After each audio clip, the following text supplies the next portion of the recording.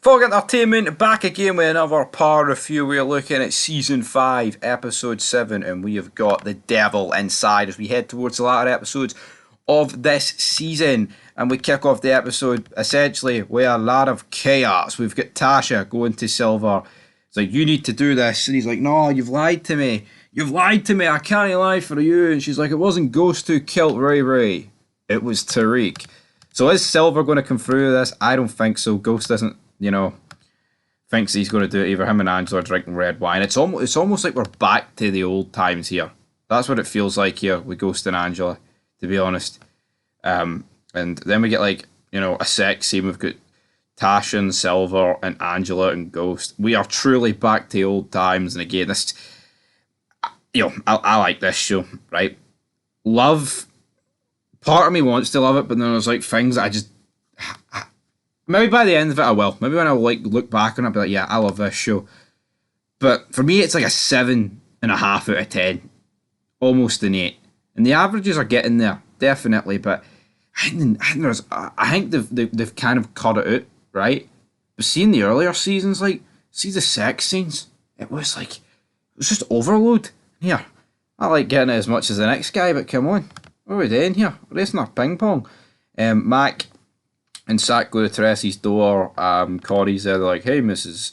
Teresi. She's like, go fuck yourself. Teresi then has a sit down with Teresi. It's like, do you really want to give up the only family you'll have left after I'm gone? And you know what? That's a very true statement.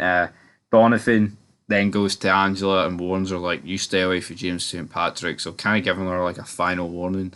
And then we have Kanan, Ghost and Tommy meeting with the Sir, man. They're meeting with the Sir, Peter. I believe it's Peter. So this guy, you need to kill Jimenez. You gave me the money, but now you need to kill Jimenez. Proctor then meets with Sax.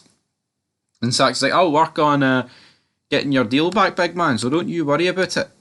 Your wee lawyer deal. We've got more Tasha and Ghost arguing at each other. Ghost learns about Silver here a bit more, and he's like, I don't know if this is actually going to slide here, so I might need to deal with some.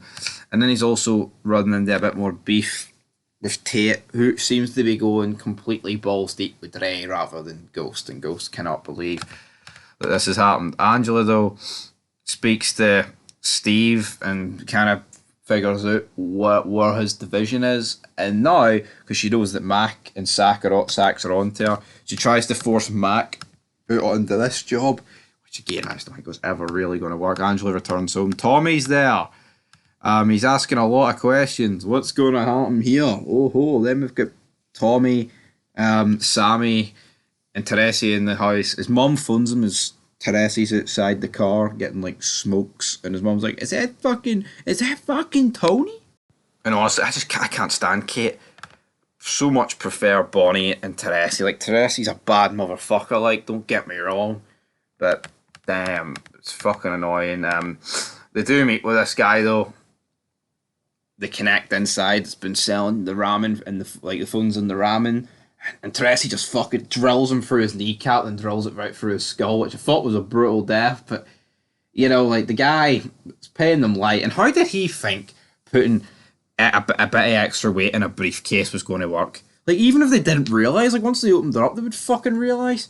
This to me felt a bit forced in the sense of, alright, well, let's show a scene where, Teresi's old school as he used to be, doing these tactics. That's honestly what it felt like to me, to be honest, and it was just stupidity for this guy in the slightest. It really, really was. But Tariq, what's going to happen with Tariq? We then have a family meal with Bonnie, Tony, and Tommy, and that's when Kate shows up, and Tony and Tommy have to drag her out of there. It was like a wee domestic, so I like that. I definitely like that. Ghost then confronts Silver. He's like, you really got what it takes to lie for my family.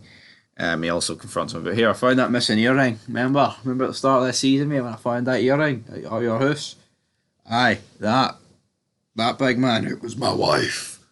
Or I don't bring you over for adultery, motherfucker. So yeah, did the commission. So it looks like Tommy and Keisha are back on track, and he told Bonnie and Tony that, here, I've got a wife. I want it to happen like this. Dre's trying to set this up now where Ghost is going to kill Diego Jimenez tonight, but then Ghost sets up with Kanan that he wants Kanan to drop Jimenez tonight. So all this crazy shit going down, absolutely mental. But then the guy who's like the number 2 essentially, Dre, like tells Kanan all this information. He's kind of like, wonder what the fuck's going on here. Big Peter the Slovak, man. Peter the Slovak. Also, we've got Ghost learning for like the guy in the Queen's Project that apparently Tate has been shimming money off the top of the Queen's Project and get paying this guy with it. So obviously he's recorded that and he's going to use it against Tate. Lovely, lovely, jubbly. Mac and Sax then confront Teresi, who tells them about the hit inside. By God. The hit inside, of course. Ghost killing the US Marshal inside. I just don't know how Teresi... I mean, he'd have to testify, and it would be his word against it, like.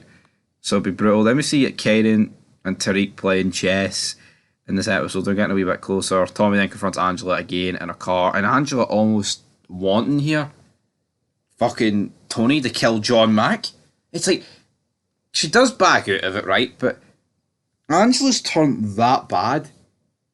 How could you, like, why am I supposed to root for her as, like, one of the good guys? At least, like, Tommy and Ghost have been bad from the get-go. I know Ghost is trying to feel legitimate turns, but I like rooting for the bad guys. See these people who think they're good, but they're actually bad? I don't really like rooting for them, to be honest. And I think that's going to be a bit of a problem, yo. But yeah, Tasha meets with Angela. It's all good, damn it. It's all good. Going according to plan. Tasha then returns home to Silver's house. And Silver's gone. He's left. And no, I can't do it, Sasha. So he's jobbed out. Tasha even. Ghost then gives Tate the leverage, the recording. And then we get like the best part of this episode easily. So essentially, obviously, Kanan now busts into the room as Diego and this big fat security guard think they're getting some BBWs. They're not getting some BBWs. All they're getting is 2 9mm right to their fucking skull. Dead.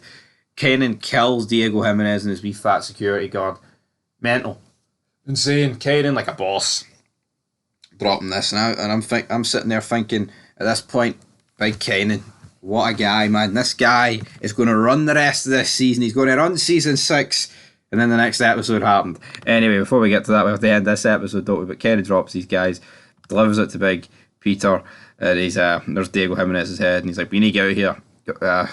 There's a guy coming for your head, damn it, from the Jimenez Cartel. Dre arrives, like, holy shit, what in the fuck is going on here? It's all went according to plan. Tasha then arrives at Angela's house and tells him about Silver splitting. The Ghost is like, nah, well, you're not taking the fall for this, Tasha. I'm taking the fall for my family. And that ends the episode.